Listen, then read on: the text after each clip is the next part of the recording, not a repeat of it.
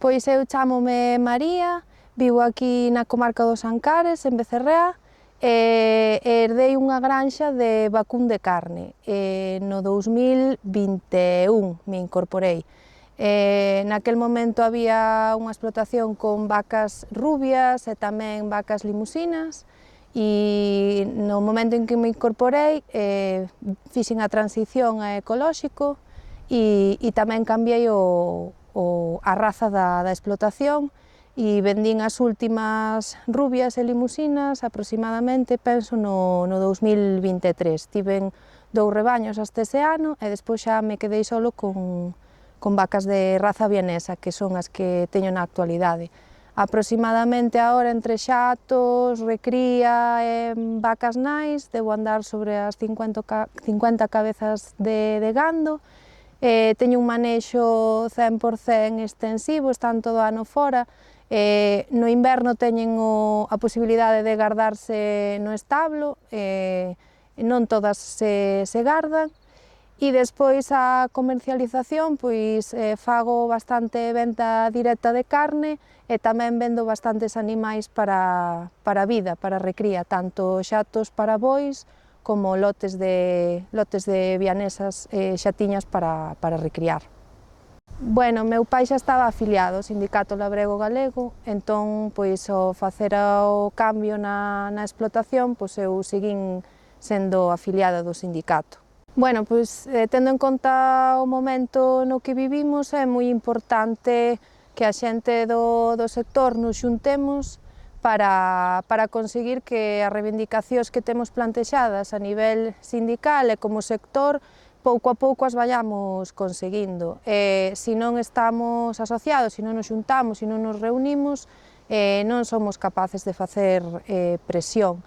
A verdade é que vivimos uns momentos bastante incertos porque a cada pouco temos un conflicto a nivel internacional que sacude o contexto e claro, nós somos bastante dependentes de todas esas cousas porque os insumos encarécense, o gasóleo agrícola sube e, polo tanto, todo eso ten moita influencia no produto final e se non somos capaces, por exemplo, de cubrir costes de produción, pois eso evidentemente vai comprometer o noso futuro. Entón, para defender os nosos intereses en común é moi importante que nos xuntemos para poñer a nosa táboa reivindicativa encima da mesa e conseguila.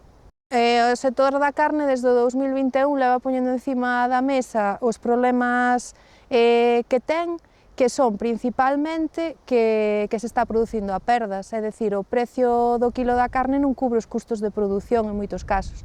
Agora estánse elevando os mercados da carne porque hai escasez, pero estimamos que é unha cuestión puntual porque hai demanda de produto, pero eso non sabemos canto vai durar.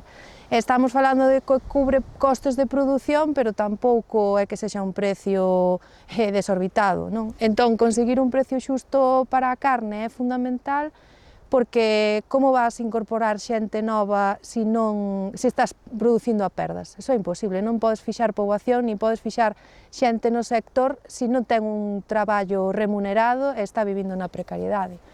Ese é un dos problemas. Outro dos problemas é a remuda xeracional. Estamos falando de que a maioría das granxas deste tipo de vacún de carne a media de idade está nos 55 anos, entón é moi complicado que o sector tire pa diante nestas circunstancias.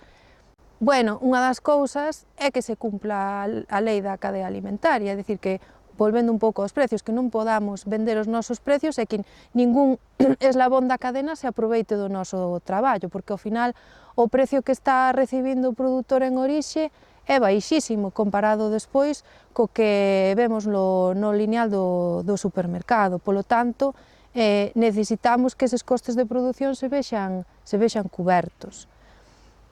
E despois eu mencionaría que estas explotacións vertebran o territorio no sentido de que, sobre todo na montaña de Lugo e de Ourense, e é necesario que sigan existindo tal como están dimensionadas, é dicir, pequenas e medianas explotacións familiares, porque é a maneira de que se fixe poboación.